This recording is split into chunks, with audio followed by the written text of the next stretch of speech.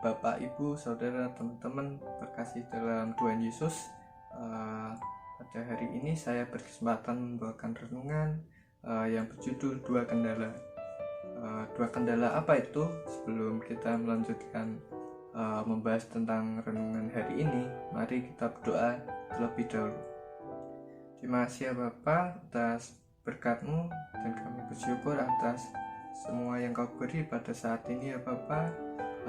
Dan sebentar lagi kami mau mendengarkan firman-Mu. Kiranya Kau berkati kami, semoga kami dapat memahami dengan baik dan kami dapat melakukannya dalam kehidupan kami sehari-hari. Terima kasih ya Bapa, ya dalam nama-Mu saja kami telah berdoa dan mengucap syukur. Amin. Firman Tuhan dalam renungan ini terambil dari Matius 8 ayat 18-22. Begini bunyi firman Tuhan.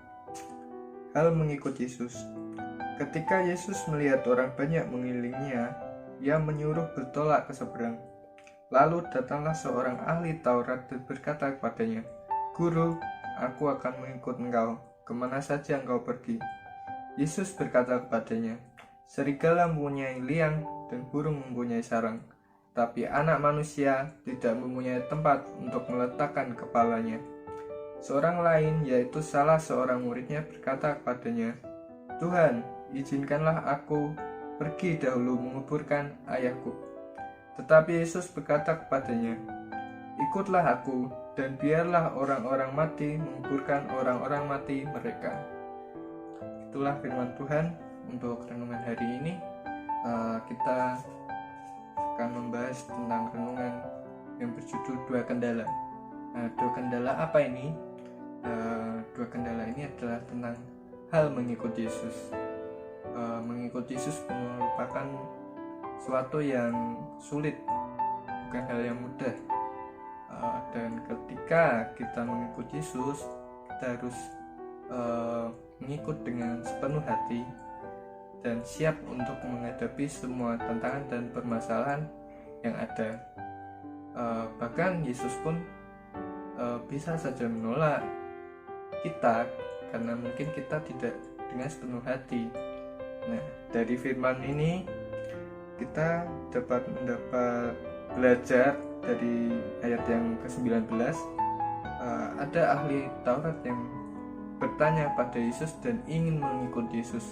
Tetapi Yesus menjawab, "Serigala mempunyai liang dan burung mempunyai sarang, tetapi anak manusia tidak mempunyai tempat untuk meletakkan kepalanya." Dari ayat ini ada terjemahan dari Alkitab versi lain yang berbunyi, "Siap hidup tidak nyaman, kita tidak akan menginap di penginapan terbaik." Dari ayat ini kita dapat belajar, ketika kita mengikut Yesus, kita harus siap untuk berada di luar zona nyaman kita. Kita harus siap dengan segala permasalahan dan tantangan yang ada. Di lain sisi, ada murid Yesus juga bertanya, dan dia ingin mengikut Yesus, tetapi dia ingin menguburkan ayahnya terlebih dahulu. Dalam hal ini Yesus berkata, "Biarlah orang-orang mati menguburkan orang-orang mati mereka." Dari ini murid Yesus tuh seolah-olah ingin menunda, ingin terlebih dahulu menguburkan ayahnya, dalam artian dia menunggu ayahnya ketika dia meninggal baru dia kuburkan. Dalam hal ini murid Yesus menunda untuk mengikuti Yesus demi sebuah alasan.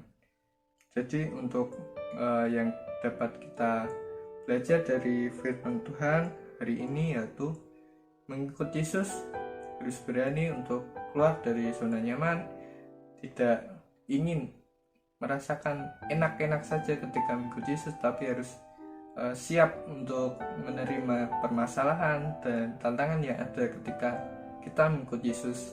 Dan yang kedua, kita harus siap meninggalkan semua kekhawatiran kita.